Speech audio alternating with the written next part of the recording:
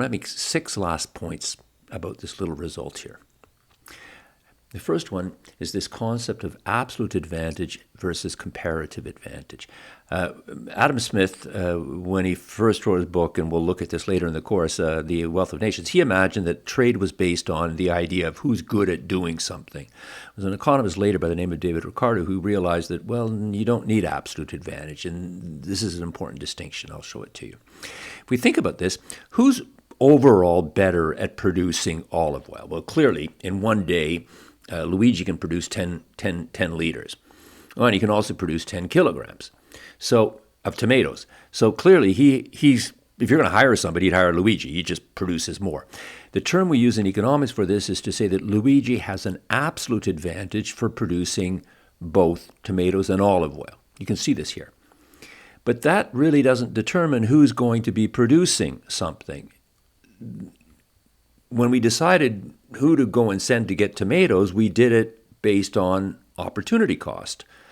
And it was Mario we sent off to do it. So how do we explain this idea? What's the term we use to say that Mario is actually better at producing tomatoes? But, well, this is comparative advantage. So we say that Mario has a comparative advantage for tomatoes because he has a lower opportunity cost. He sacrifices less olive oil than Luigi would.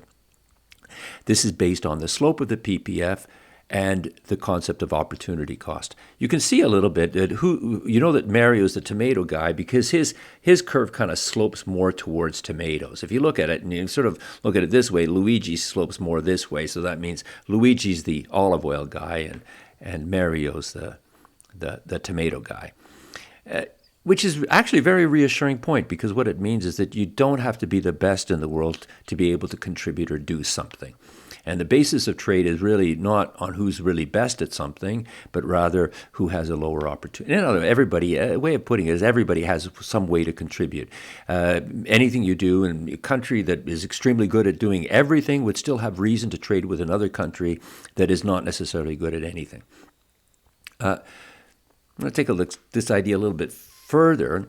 Second idea to make is that, well, what happens if the father sends the wrong son? So previously I said if we were up at this point here and at this point here, well, the father should send Mario. What happens if he screws that up? The father gets it wrong. Instead of sending Mario, he sends Luigi. So one way to imagine it would be to say, tells Mario to produce here, so the family would now have 4 liters of olive oil, and he tells Luigi to produce here, the family would have 10 kilograms, and as a result, we'd be down at this point here, 4 liters of olive oil, 10 kilograms of tomatoes, and as you can see, the family would be inside the production possibility frontier. And yet, Mario is working full out. He's efficient, he's rational, he's not wasting his time, he's not doing anything else. Same with Luigi. He's also on his production possibility frontier. Both of them are being efficient, but the family as a whole is not. It's inside its production possibility frontier. In this simple case, you might point out and say, well, it's the father's fault. The father sent the wrong son. That's easy to point the finger in this case. But in fact, this happens frequently in any kind of organization or society. It's not always obvious to point a finger and say, whose fault is it? But the result here, and this is an important one, is that individuals can be rational, meaning to say they can be efficient, non-wasteful. If you put them together, it may turn out that the communal result or the community result is inefficient or wasteful. And it's not so obvious that you can easily point a finger and say that it's the father's fault. And in fact, I'd say this is one of the main questions in economics is how does this happen? Under what circumstance? Economists are really quite concerned of it. And it's ultimately a social question, how to organize. I'll be talking about this in the course and look at how this happens and why and how economists have various solutions to overcome it. Notice as well, it's not the fault is not in any particular individual, at least in terms of Mario and Luigi. It's not neither of them that are causing this problem. As I said, you can, in this case, you can point at the father, but frequently it's not so simple or obvious to point a finger at somebody. Notice too, it's not because Mario is being greedy or selfish or something like that. That's not the source of the problem here. Let's consider another possibility. What happens if we had a third brother? Okay, so we got Mario, we got Luigi. Now let's say we add, I don't know, Giorgio, a third brother. Well, in this case, sort of imagine this situation up here. We've got Mario producing up here, let's say. We've got Luigi producing here, so Giorgio is producing here. Then we can sort of imagine the family would be up at this point here. Well, now what the father would have to do is figure out who has the lowest opportunity cost. You kind of look at this, and it appears it would be like Mario. So now you'd have to do it Mario, and then you'd have to do, I think I've put this in here, so we'll take a look. There we go. We've got Mario's first, and then the father would have to look at between Luigi and Giorgio, who would be the next person that has the lowest opportunity cost, and it appears to be Luigi. So he put Luigi in next if you needed more tomatoes.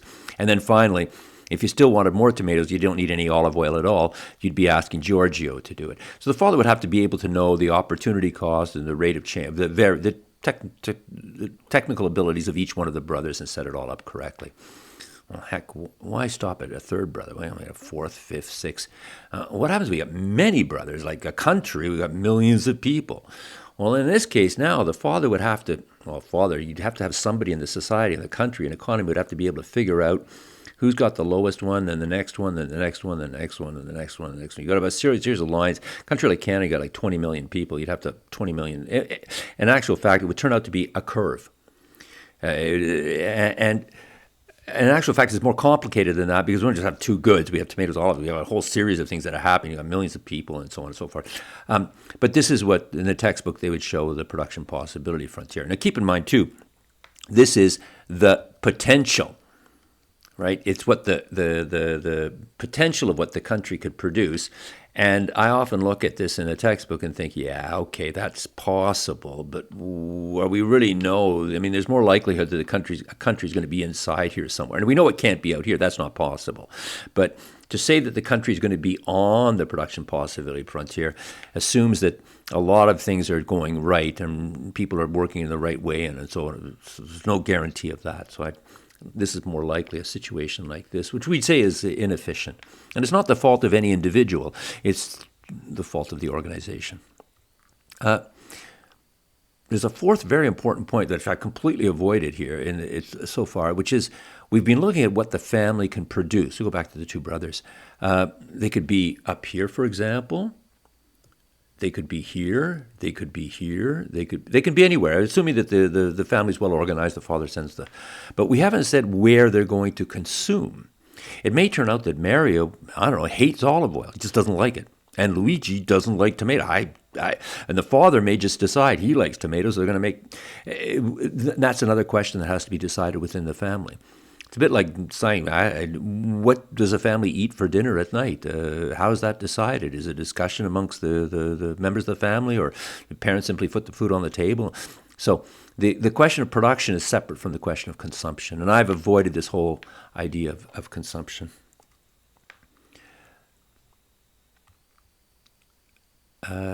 This fifth point, which is a completely different way of looking at this issue. And it's something I'll be talking about later in the course. And in fact, this is the topic for the next few lectures. Is that imagine we don't have two brothers. We've got two people, two guys. And maybe they're completely different sides they're kilometers away. They're completely separate farms. So in this case, we've got Mario on one side, that's his little farm and what he's doing, and we've got Luigi producing on his farm. And I'm going to make an assumption here to keep things, to be able to illustrate this idea to you a little bit better, but it's not a critical assumption. I could drop it and the end result would go through the same way. But let's just say Mario doesn't like tomatoes. He prefers olives. So that means to say Mario is going to be at this point here, up here at 4. And let's say Luigi doesn't like olives, so he doesn't like olive oil. He prefers tomatoes. So that means to say he's going to be down at this point here, Luigi. So we've got now Mario producing and consuming here, and we've got Luigi producing and consuming down here. Incidentally, there's a term for this in economics. We refer to this as autarky. You see this word. You can look it up on the internet if you want to. Autarky refers to the idea that that a person has no trade.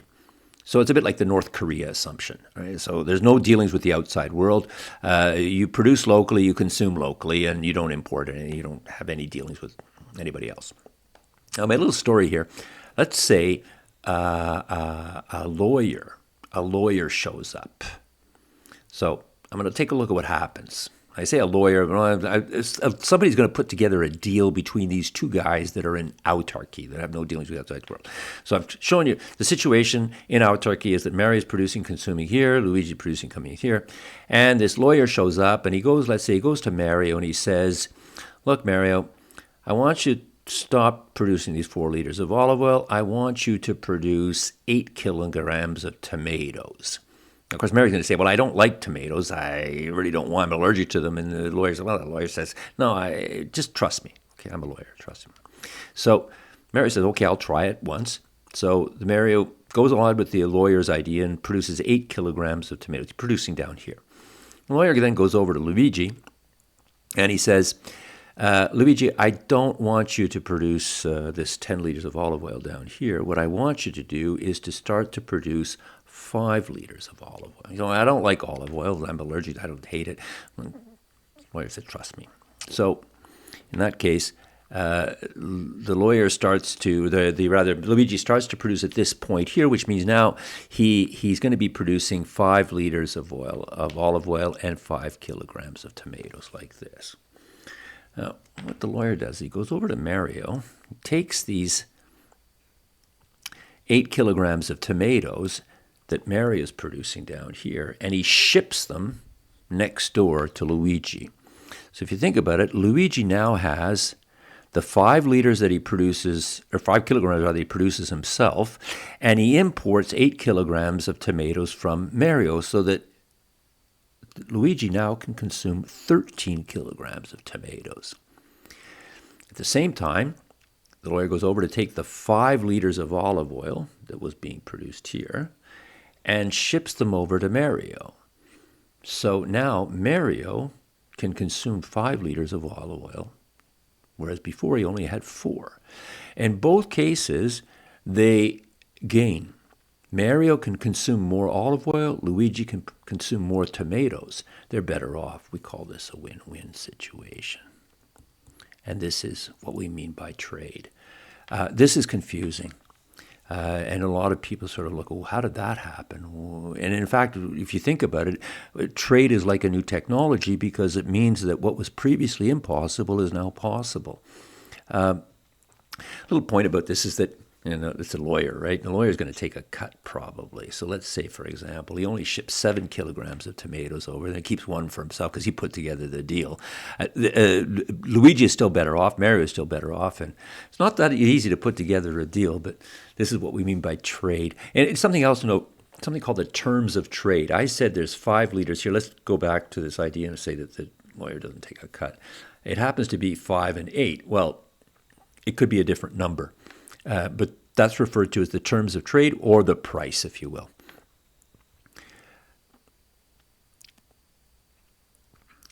So, last point to make about this. How do people organize their affairs? How do individuals organize affairs? How does a family do it? How does a society do it? We can sort of take this little story here and illustrate sometimes referred to different economic systems. I'm going to put them into 4 categories. I think this is what the textbook does as well. Start with the second one here. Some what's called a planned or command economy is a bit like having the father. It's like a dictator. Somebody tells you what to do and you do it.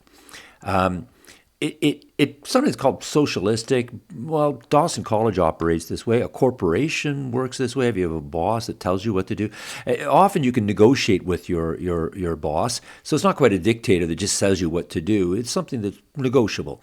But nevertheless, we refer to it as a planned or command economy, as somebody at the top tells people what to do and how to do it. Another way to look at this is a traditional economy. It's a bit like saying, well, we have a dictator, but except the person's dead, or it's I'll put this in as a great-great-grandfather. It's a bit like saying a society or an economy that just simply does what was done in the past. In our family, the older brother gets the olive oil, the younger brother gets tomatoes. That's the way it was done by my father, my grandfather, my great-grandfather, and so on and so forth.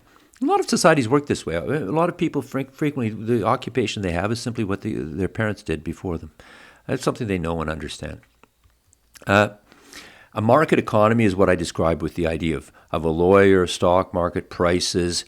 This is, for a lot of people, rather confusing. Even though, I mean, we've had it and we use it, it's also very effective. It has weaknesses, though, and one of the things we'll be looking at, of course, is why that happens, how things fall apart, don't work well. Finally, there's something called a mixed economy, which is really what most modern societies have, which is really a mix of all three of these in various degrees. These are probably the two most common ones. As I said, most companies and corporations work as a planned or command. General Motors is an example, big corporation. It works as a planned or command economy within the company itself. But then its dealings with the outside world, most of our dealings as individuals, is through a market economy. Government plays a role, of course, too. Und der Haifisch, der hat Zähne.